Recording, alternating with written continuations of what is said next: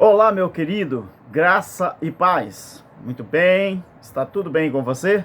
Graças ao eterno Criador. O nosso irmão Alberto Lírio, para mais uma oportunidade, deixar um vídeo aqui para o nosso crescimento, para o nosso enlevo espiritual. Querido, estamos alegres porque grandes coisas fez o eterno por nós e é por esse motivo que estamos alegres. Hoje eu quero falar aqui, querido, sobre as duas características do amor. Isso mesmo. Como ter vida eterna em si mesmo e como não ter vida eterna em si mesmo. Apesar da tradição ensinar de forma errada, não é? O nosso compromisso, queridos, às vezes, nós ficamos tristes, né, por algumas palavras que até mesmo os nossos familiares, né, eles direcionam palavras contra nós que estudamos a palavra do jeito que o Filho do Criador mandou. É interessante que a tradição religiosa, ela consegue fazer uma lavagem cerebral tão prejudicial na mente das pessoas, que quando a gente se dedica a fazer aquilo que o Criador mandou, os próprios religiosos nos condenam por estar cumprindo uma ordem que o próprio Filho do Eterno, na sua manifestação, nos mandou. Primeiro para os judeus, ele disse: examinai as Escrituras, porque vós cuidais ter nela a vida eterna. Esta fala, Yahshua está conversando com os fariseus e os saduceus, ali, não é? Naquele momento. Ele estava falando assim: quer dizer que pelo fato de vocês examinar as Escrituras, vocês acham que vocês vão ter nela a vida eterna? Não foi uma pergunta. Não foi uma pergunta. Foi uma exclamação. Não foi uma pergunta. Não foi uma interrogação. Ele disse: examinais as Escrituras, porque vós cuidais ter nela a vida eterna. Ele não fez uma pergunta, ele fez uma afirmação. Então, querido, agora, quando o apóstolo Pedro disse para a gente crescer na graça e no conhecimento, também essa palavra foi direcionada aos judeus. Mas nós que estamos em graça, o nosso prazer é estar estudando, examinando a palavra, justamente para a gente não ensinar errado para os nossos ouvintes, assim como faz a tradição religiosa. E quando eu disse que às vezes a gente se entristece, é o nosso espírito, a nossa carne, porque a gente ouve de alguém que também pertence à tradição religiosa, mas não querem abrir os olhos para que possam entender a graça do nosso eterno Criador. Então, hoje eu quero falar sobre as duas características do amor. O que fazer? Isso é segundo a Bíblia, não é da mente humana, não. É segundo a Bíblia, eu só vou ler o que está escrito. Como ter vida eterna em nós mesmos e como não ter vida eterna em nós mesmos. 1 João, capítulo 3, a partir do versículo 13 até o 17. Então, meus queridos, todos os dias, sempre a gente encontra alguém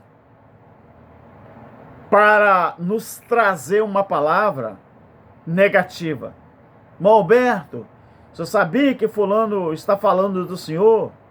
Sabia que fulano falou que o senhor está ensinando errado?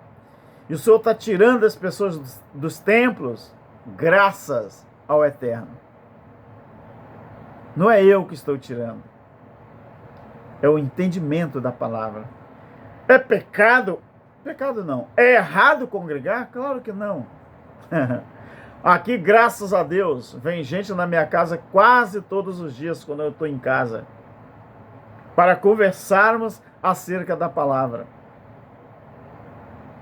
Mas quase todos os dias também,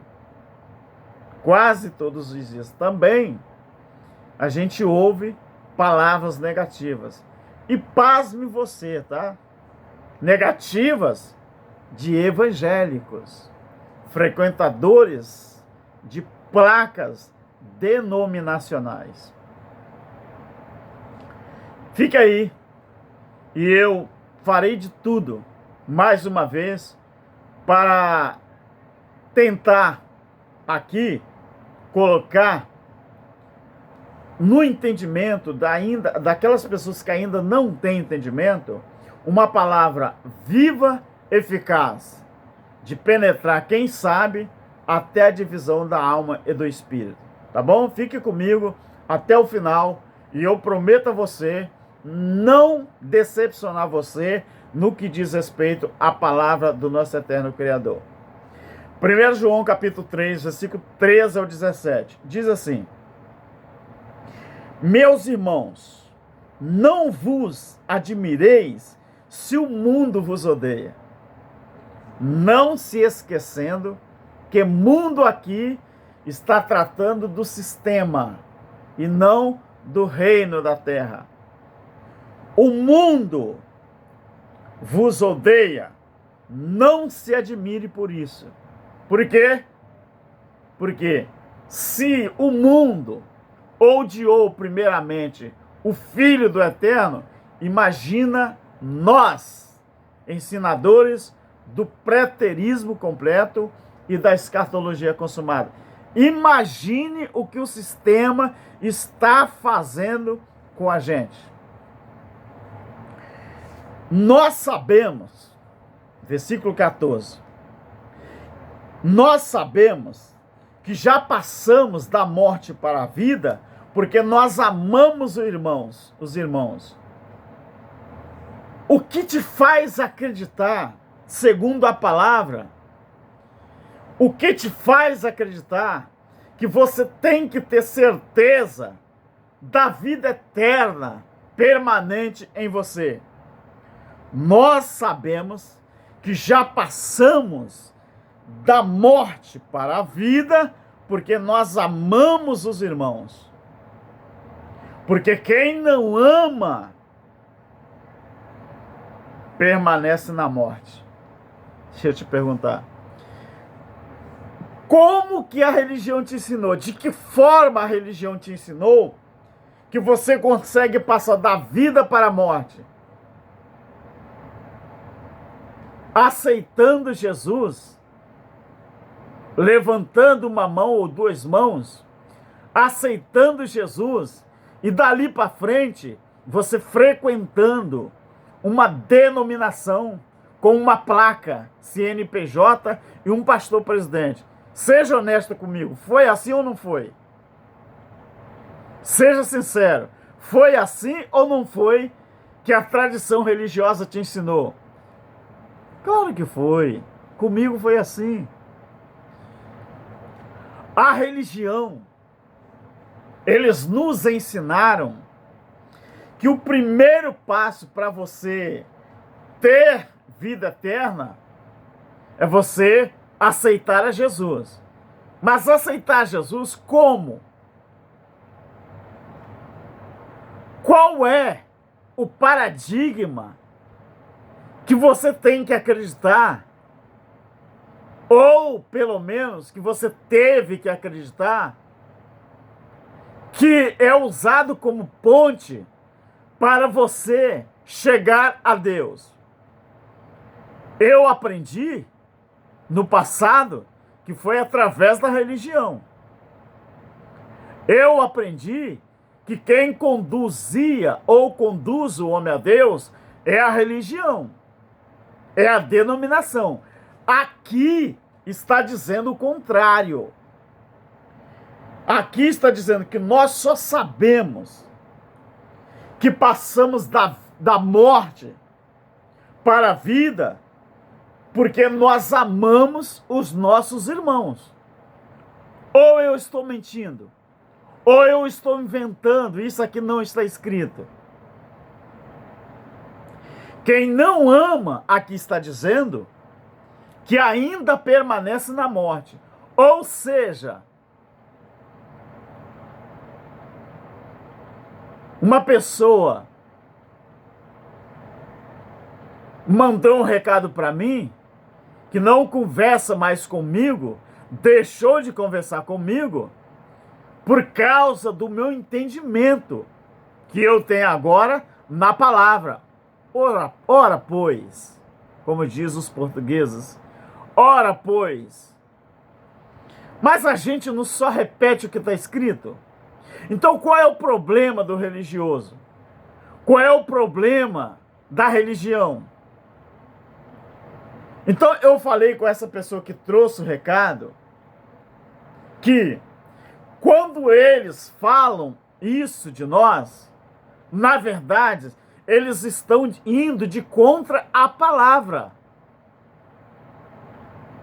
Não estão vindo contra nós, mas tem aqui uma coisa boa, versículo 13 do capítulo 3 de 1 João. Meus irmãos, não vos admireis se o mundo odeia vocês. Queridos, as pessoas que frequentam não um templo, mas as pessoas que frequentam um lugar com placa denominacional, que tem um pastor presidente, um ministério formado, um registro em cartório, e eles batizam aquilo de igreja. Quem frequenta esses lugares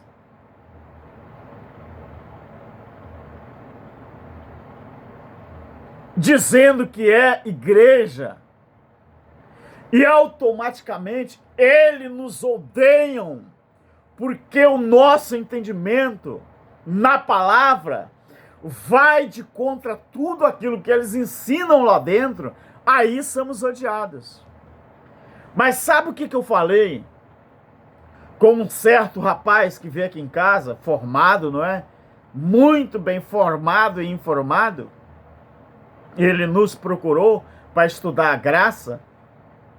Eu falei com ele que é o seguinte: as pessoas que frequentam um templo religioso, mas que vira a cara para o seu próximo, porque não tem o mesmo entendimento que ele, ou ele não tem o mesmo que nós temos, na verdade, ele está também sendo uma pessoa que está inserida no sistema, chamado de mundo, e na verdade, ele ainda permanece na morte, estando pertencente a uma religião, a uma denominação, a uma instituição, mas mesmo assim continua na morte. Por quê? Porque ele odeia o seu irmão. Então, as duas características do amor. A primeira característica é como você usa o amor para ter certeza que você já tem vida eterna. Pela Bíblia, você só pode ter certeza da vida eterna permanente em você se você amar o seu próximo. Mas a própria Bíblia vai dizer que você pode ter certeza também de que você não tem vida eterna. Nesse mesmo texto, vai dizer assim, versículo 15, do capítulo 3 de 1 João. Todo aquele que odeia seu irmão é homicida espiritual. E vocês sabem, ou sabem, porque aqui está sabeis, ele está se referindo à plateia que está ouvindo ele. Nisto, sabei vós, que nenhum homicida tem a vida eterna permanente em si. Ou seja, qual é a função das denominações que tem os crentes lá dentro com a lavagem cerebral? A função deles é fazer os crentes nos odiar porque não tem o mesmo entendimento deles. Automaticamente, aqueles crentes templários, eles adquirem ou eles criam dentro de si um ódio ferrenho contra outras pessoas pelo fato de não ter o mesmo entendimento. Aí a Bíblia chama esse crente de homicida. É o crente que odeia o seu irmão. E aí, quando você adquire essa característica do ódio, você está inserida na classe de pessoas que ainda não têm certeza ou não têm vida eterna permanente em si. Eu estou lendo o que está escrito ou eu estou inventando alguma coisa? Hein? Olha o versículo 16. Nisto conhecemos o amor. 2 pontos. Nisto conhecemos o amor. 2 pontos. Nisto o quê? 2 pontos após vai explicar. Que Cristo deu a sua vida por nós. Nós, os judeus. Mas nós, depois da cruz, já nascemos beneficiados com aquele gesto na cruz. E devemos dar a nossa vida pelos nossos irmãos. Me diga uma coisa aí, você no comentário. Como que nós conseguimos dar a nossa vida pelos irmãos? Amando os nossos irmãos. Eu só consigo dar a vida pelo meu irmão se eu cumprir o que está no versículo 17. Como que nós damos a nossa vida pelos nossos irmãos? E também é uma característica daquele filho que tem vida eterna em si mesmo. Versículo 17. Quem tiver aqui não está fazendo distinção, porque é quem tiver, não está fazendo distinção. É quem tiver. Bem, não está falando aqui que é só crente. É quem, em outras palavras, é todas as pessoas. Não está falando o crente assembleano, não está falando o crente batista, não está falando o crente adventista, não está falando o crente maranata, não está falando o crente metodista, não está falando o crente wesleyano, não está falando o crente testemunho de Jeová, não está falando isso. Está falando quem tiver bens no mundo, do mundo, não é no, é do, no mundo, e vendo o seu irmão necessitado, cerrar, prender, fechar a mão, não dou, não divido, não dou não. Cerrar o seu coração, como que vai estar nele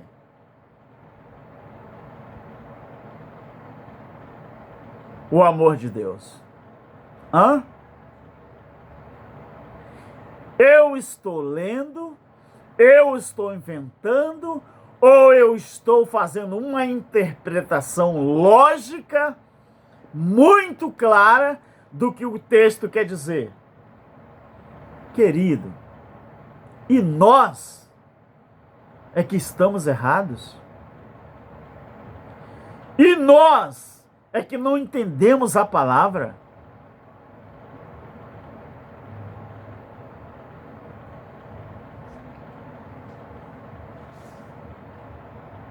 Meu querido, não é fácil não, tá?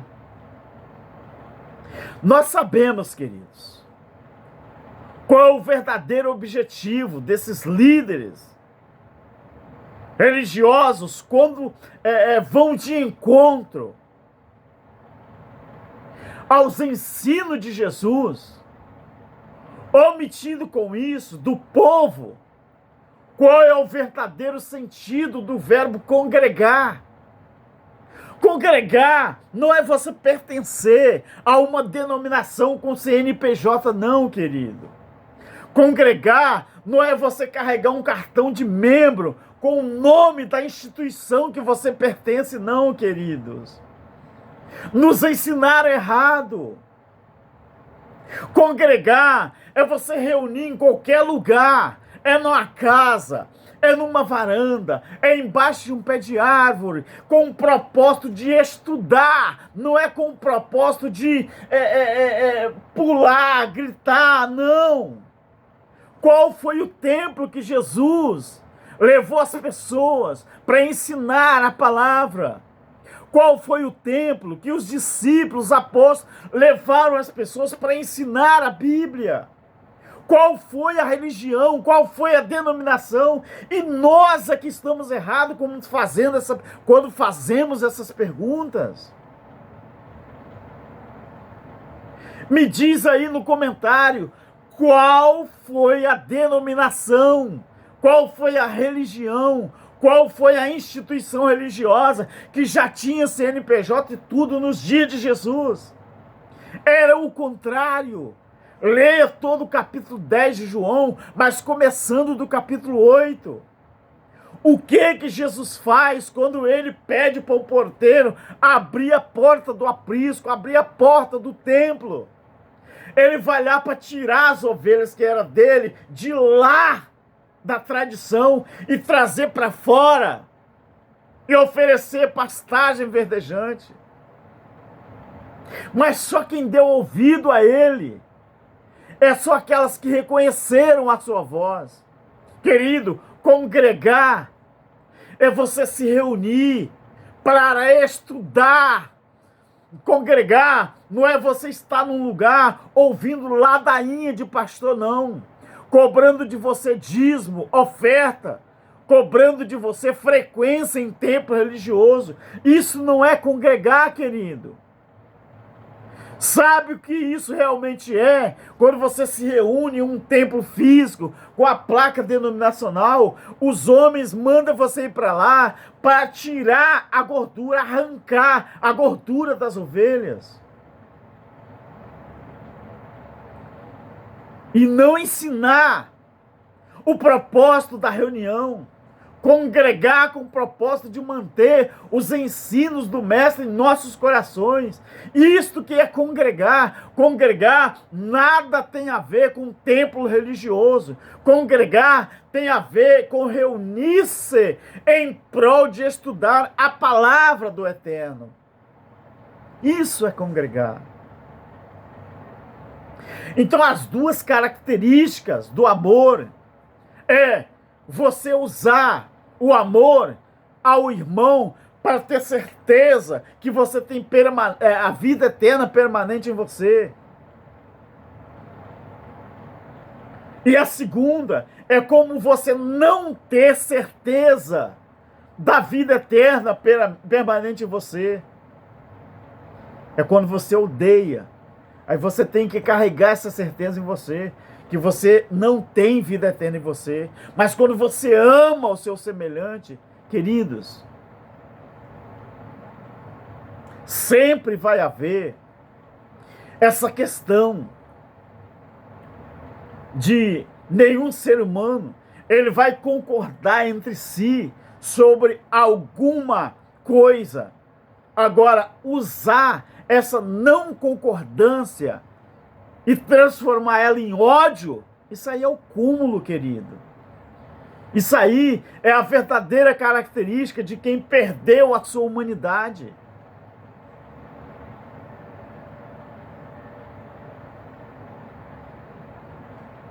Queridos, quem faz a pessoa ser aperfeiçoada em Cristo é justamente o medo e o terror que a religião apregou às pessoas. O próximo vídeo eu vou fazer baseado nisso. Preste atenção nisso aqui. Preste atenção nisso aqui. 1 João, capítulo 4. Eu já estou encerrando o vídeo.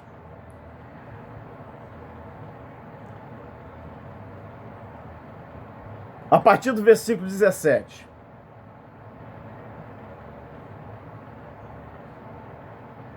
Nisto o quê? O versículo 16, por causa do versículo 16. Então vamos ler o versículo 16. Porque nisto aqui está pedindo para mim ler o anterior. Aprendam isso na Bíblia. O verso 17 começa assim: nisto é aperfeiçoado em nós o amor. Nisto o quê? Então, o versículo anterior está explicando primeiro esse nisto. 16. E nós conhecemos e cremos no amor que Deus tem por nós. Esse é o nisso do versículo 17. Deus é amor. Quem está em amor está em Deus e Deus nele. Agora sim.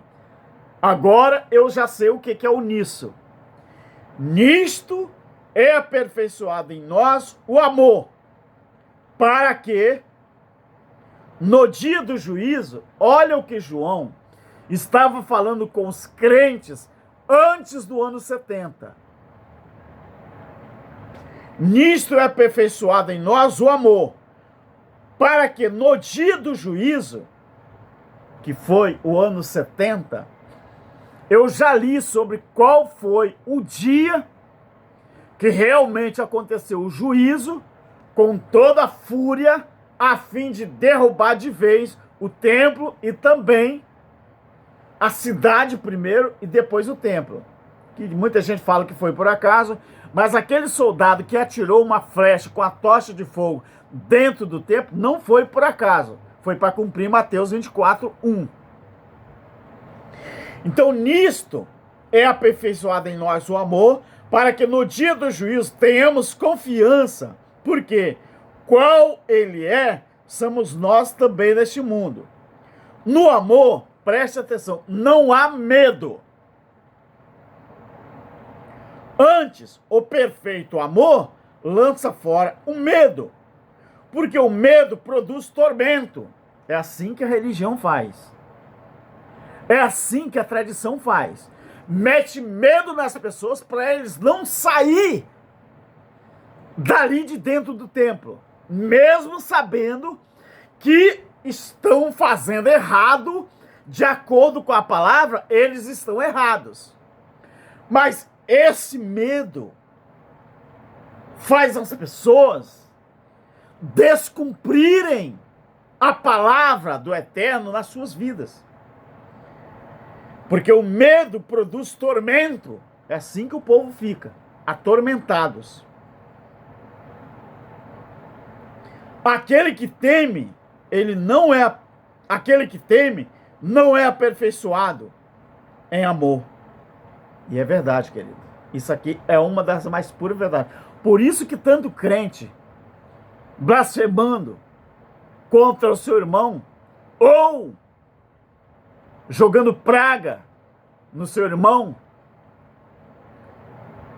maldizendo o seu irmão, porque eles vivem atormentados. Se eles tivessem verdadeiro amor ao Criador, eles não viveriam atormentados pela religião, pelos líderes religiosos, porque viviam livres para estudar a palavra.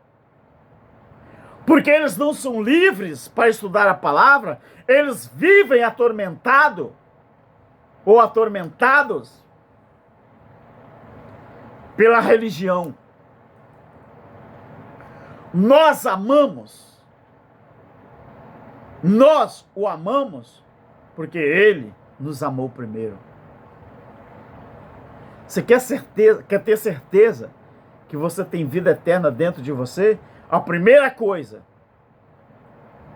amar os irmãos.